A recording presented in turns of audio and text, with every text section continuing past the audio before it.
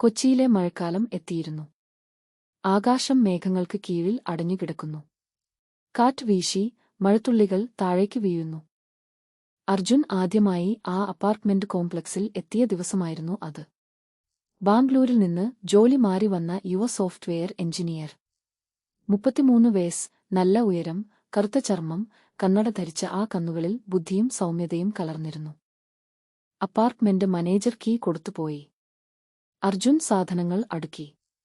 സമയം വൈകുന്നേരം 5 മണി. ജനലിനടുത്ത് നിന്ന് അവൻ താഴേക്ക് നോക്കി. പുൽമൈതാനം, നീന്തൽക്കുളം, മഴയിൽ നനയുന്ന മരങ്ങൾ. സുന്ദരം.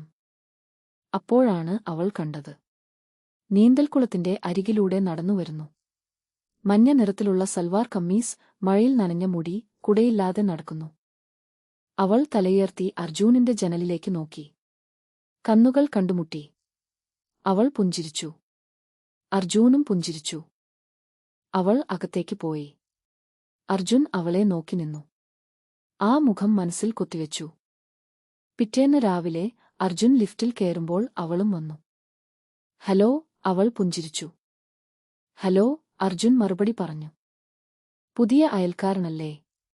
ഞാൻ മേഘന. 3-ാം നിലയിൽ. അർജുൻ.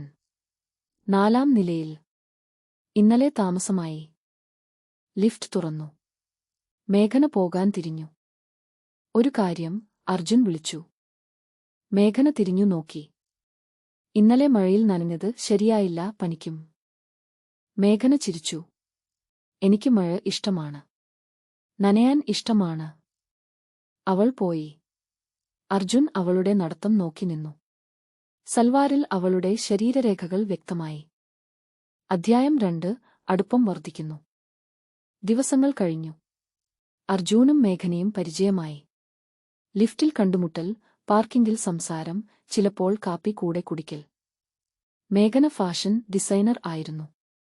സ്വന്തമായി ബൂട്ടീക്ക്. അവിവാഹിത. 2 വർഷം മുമ്പ് ഒരു ബന്ധം മുറിഞ്ഞു. ഇപ്പോൾ ഒറ്റയ്ക്ക്. അർജുനും ഒറ്റയ്ക്ക്. ബാംഗ്ലൂരിൽ ഒരു ബന്ധം ഉണ്ടായിരുന്നു. ദൂരം കാരണം അവസാനിച്ചു. ഒരു വെള്ളിയാഴ്ച വൈകുന്നേരം അവർ പുൽമൈതാനത്തിൽ ഇരുന്നു. മഴ പെയ്തു നിന്നിരുന്നു. മണ്ണിന്റെ ഗന്ധം. എന്തിനാണ് നീ ഒറ്റയ്ക്ക്? മേഘന ചോദിച്ചു. സ്വപ്നങ്ങൾ വലുതാണ്. ആരും പങ്കുവയ്ക്കാൻ ആരും ഇല്ല. എന്റെ സ്വപ്നങ്ങൾ ചെറുതാണ്. സ്വന്തം വീട്, കുടുംബം, സ്നേഹം.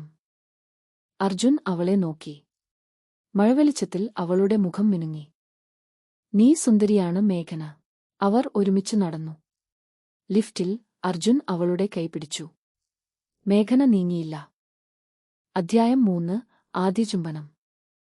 അടുത്ത ദിവസം അർജുൻ മേഘനെ വിളിച്ചു. സോറി, ഇന്നലെ പെട്ടെന്ന് പറഞ്ഞു. നിന്നെ അസ്വസ്ഥയാക്കി. ഇല്ല, എനിക്കും തോന്നിയിരുന്നു. എന്ത്? നിന്നെ ഇഷ്ടമായി. അർജുൻ ശ്വാസം നിർത്തി. എന്നാൽ നമുക്ക് കാണാം. വൈകുന്നേരം എന്റെ അപ്പാർട്ട്മെന്റിൽ വാ. ഡിന്നർ ഉണ്ടാക്കാം. സമയം 7 മണി. അർജുൻ വൈൻ ബോട്ടിലുമായി എത്തി. മേഘന വെള്ള നിറത്തിലുള്ള കുർത്തയിൽ മനോഹരി. എന്ത് സുന്ദരി. നന്ദി. വാ. അപ്പാർട്ട്മെന്റ് ചെറുത്, സുഗന്ധം നിറഞ്ഞത്. മെഴുകുതിരികൾ തെളിഞ്ഞു. എന്നെ പ്രതീക്ഷിച്ചോ? അല്പം. അവർ ഡിന്നർ കഴിച്ചു. വൈൻ കുടിച്ചു. സംഗീതം പശ്ചാത്തലത്തിൽ. പിന്നെ സോഫയിൽ ഇരുന്നു. അർജുൻ അവളുടെ അരികിലേക്ക് നീങ്ങി. മേഘൻ, ഞാൻ ചോദിക്കേണ്ട. അവർ ചുണ്ടുകൾ ചേർത്തു. ആദ്യം മെല്ലെ, പിന്നെ ആഴമായി. നാവുകൾ കളിച്ചു. അർജുൻ അവളുടെ മുഖത്തിൽ തലോടി. നീ മധുരമാണ്. നീയും. അവർ വീണ്ടും ചുംബിച്ചു. അർജുൻ അവളുടെ കുർത്തയുടെ ബട്ടൺ അഴിക്കാൻ തുടങ്ങി. ഇന്ന് വേണ്ട, മേഘന പറഞ്ഞു. അർജുൻ നിർത്തി. സോറി. ഇല്ല, പക്ഷേ എനിക്ക് സമയം വേണം. എത്ര? അറിയില്ല, പക്ഷേ ഇന്ന് വേണ്ട. അർജുൻ അവളെ കെട്ടിപ്പിടിച്ചു. ഞാൻ കാത്തിരിക്കും. അധ്യായം 4. പ്രണയം പൂവണിയുന്നു. അന്നു മുതൽ അവരുടെ ബന്ധം വളർന്നു. പ്രഭാതത്തിൽ ഗുഡ് മോർണിംഗ് മെസ്സേജുകൾ. രാത്രി നീണ്ട ഫോൺ കോളുകൾ. ഒരിക്കൽ അർജുൻ മേഘനെ കടലോരത്തേക്ക് കൊണ്ടുപോയി. സൂര്യാസ്തമനം. എത്ര സുന്ദരം, മേഘന പറഞ്ഞു. നീയാണ് സുന്ദരി. അവർ കടലിൽ കാൽ വെച്ച് നടന്നു. അർജുൻ അവളുടെ കൈ പിടിച്ചു. എനിക്ക് നിന്നെ വേണം മേഘന. എന്നേക്കും. മേഘന നിശബ്ദയായി. പിന്നെ എനിക്കും. അവർ ചേർന്നു നിന്നു. സൂര്യൻ മുങ്ങി. ആകാശം ഓറഞ്ചും പിങ്കും നിറങ്ങളിൽ നിറഞ്ഞു. എനിക്ക് ഒന്ന് പറയണം, മേഘന പറഞ്ഞു. എന്ത്? ഞാൻ ഭയപ്പെടുന്നു. വീണ്ടും വേദനിക്കാൻ. അർജുൻ അവളെ തിരിച്ചു നിർത്തി. ഞാൻ നിന്നെ വേദനിപ്പിക്കില്ല, വാക്ക്. അവളുടെ കണ്ണുകളിൽ നീർ തിളങ്ങി. അർജുൻ അത് തുടച്ചു. എനിക്ക് നിന്നെ സ്നേഹിക്കാൻ പഠിപ്പിക്ക്, അവൻ പറഞ്ഞു. മേഘന പുഞ്ചിരിച്ചു. നീ തന്നെ പഠിക്കണം. മേഘന കണ്ണുകൾ നിറഞ്ഞു. ആരും ഇങ്ങനെ ചെയ്തിട്ടില്ല. അവർ ഡിന്നർ കഴിച്ചു. വൈൻ കുടിച്ചു. സംഗീതം പശ്ചാത്തലത്തിൽ. പിന്നെ അർജുൻ അവളെ കെട്ടിപ്പിടിച്ചു. ഇന്ന് നീ താമസിക്കും. മേഘന നിശബ്ദയായി. പിന്നെ തലയാട്ടി. അവർ ബെഡ്റൂമിലേക്ക് പോയി. അർജുൻ അവളെ കെട്ടിപ്പിടിച്ചു. ചുണ്ടുകൾ ചേർത്തു. ആദ്യം മെല്ലെ, പിന്നെ ആഴമായി. അർജുൻ അവളുടെ കുർത്തയുടെ ബട്ടണുകൾ അഴിച്ചു. വെള്ള നൈറ്റി താഴെ. നീ ദേവതയാണ്. അവൻ അവളെ കട്ടിലിൽ കിടത്തി. നൈറ്റി മുകളിലേക്ക് ഉയർത്തി. വെള്ള ബ്രായും പാൻറ്റീസും. അർജുൻ അവളുടെ ബ്രായുടെ ഹുക്ക് അഴിച്ചു. മുലകൾ പുറത്തായി. ചെറുത്, കൊഴുപ്പോടെ, മനോഹരം. എന്ത് സുന്ദരം. അവൻ അവയിൽ മുഖം വെച്ചു. നാവുകൊണ്ട് ചുറ്റി. മേഘന മൂളി. അമ്മേ. അർജുനേ. അവൾ കൈകൾ അവന്റെ തലയിൽ വെച്ച് അമർത്തി. അവൻ മറ്റേ മുലയിലേക്ക് മാറി. പിന്നെ അവൻ താഴേക്ക് പോയി. അവളുടെ പാൻറ്റീസ് മാറ്റി. അവൾ നാണത്താൽ കണ്ണുകൾ അടച്ചു. നോക്ക് മേഘന. നീ എത്ര സുന്ദരിയാണ്. അവൾ കണ്ണുകൾ തുറന്നു. അവൻ അവളുടെ തുടകളിൽ മുത്തമിട്ടു. മെല്ലെ മുകളിലേക്ക്. അർജുനേ. വായ്. അവൻ അവളുടെ സുഖകേന്ദ്രത്തിൽ നാവുകൊണ്ട് തടവി. മേഘന ശരീരം വളച്ചു. അയ്യോ. അയ്യോ. അവൻ വേഗത്തിൽ ചെയ്തു. അവൾ കൈകൾ കട്ടിലിൽ മുറുക്കിപ്പിടിച്ചു. 10 മിനിറ്റ് കഴിഞ്ഞ് മേഘന ഉയരത്തിൽ എത്തി. ശരീരം വിറച്ചു. അർജുനേ. വായ്. ഇനി നിന്നെ വേണം. അർജുൻ എഴുന്നേറ്റ് വസ്ത്രങ്ങൾ മാറ്റി. മേഘന അവനെ നോക്കി നിന്നു. കറുത്ത ചർമ്മം, നല്ല ആകൃതി. ഭയപ്പെടേണ്ട. അവൻ അവളുടെ മുകളിൽ കിടന്നു. ചുണ്ടുകൾ ചേർത്തുമുത്തി. കൈകൾ അവളുടെ മുലകളിൽ. എനിക്ക് നിന്നെ വളരെ ഇഷ്ടമാണ് മേഘന. എനിക്കും അർജുനേ. വേഗത്തിൽ. അവൻ മെല്ലെ അവളിലേക്ക് പ്രവേശിച്ചു. മേഘന വലിയ ശബ്ദത്തിൽ മൂളി. വേദനിക്കുന്നുണ്ടോ? ഇല്ല. സുഖമാണ്. അങ്ങനെ തന്നെ. അവർ ഒന്നുപോലെ ചലിച്ചു. കട്ടിൽ കുലുങ്ങി. മെഴുകുതിരികളുടെ വെളിച്ചത്തിൽ അവരുടെ ശരീരങ്ങൾ തെളിഞ്ഞു. അമ്മേ. അർജുനേ. അരമണിക്കൂർ നീണ്ടു ആ സുഖയാത്ര. ഒടുവിൽ ഇരുവരും ഒരേ സമയം ഉയരത്തിൽ എത്തി. അർജുൻ അവളിൽ തളർന്നടിഞ്ഞു. മേഘന അവന്റെ മുടിയിൽ തലോടി. ഇതാണ് സ്വർഗം, അവൾ മെല്ലെ പറഞ്ഞു. അധ്യായം 6. നമുക്ക് ഒരു കുടുംബം ഉണ്ടാക്കാം. അവൾ അവനെ കെട്ടിപ്പിടിച്ചു. നീ തീരുമാനിക്ക്.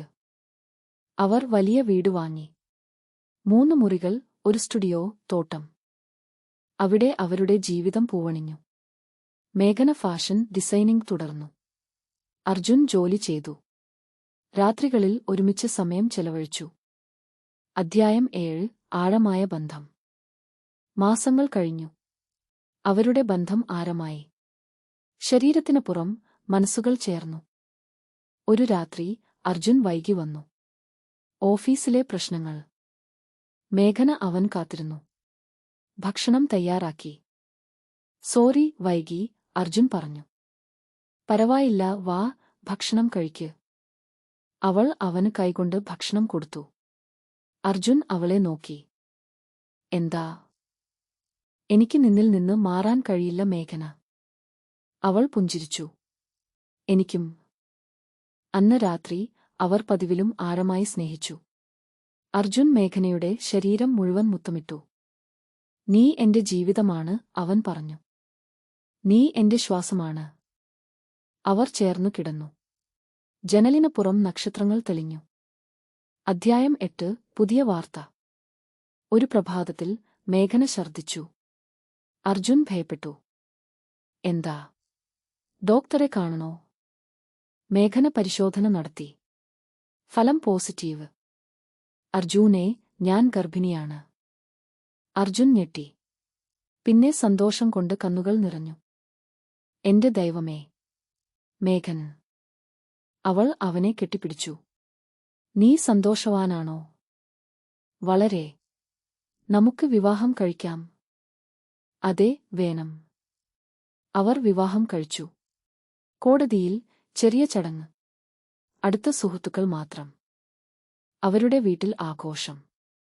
മേഘന വെള്ളസാരിയിൽ മനോഹരി. അധ്യായം 9 കുടുംബമായി. മാസങ്ങൾ കഴിഞ്ഞു. മേഘനയുടെ വേർ വളർന്നു. അർജുൻ അവളെ ശ്രദ്ധിച്ചു. ഇന്ന് എനിക്ക് നിന്നെ വേണം, മേഘന ഒരു രാത്രി പറഞ്ഞു.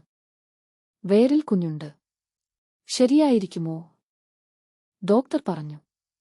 ശരിയാണ്. അവർ മെല്ലെ സ്നേഹിച്ചു. അർജുൻ മേഘനയുടെ വേരിൽ മുത്തമിട്ടു. ഞങ്ങളുടെ കുഞ്ഞെ അമ്മയും അച്ഛനും സ്നേഹിക്കുന്നു. മേഘന പുഞ്ചിരിച്ചു. നീ നല്ല അച്ഛനായിരിക്കും. കുഞ്ഞ് ജനിച്ചു. ആൺകുട്ടി. അവൻ അവരുടെ സന്തോഷം ഇരട്ടിപ്പിച്ചു.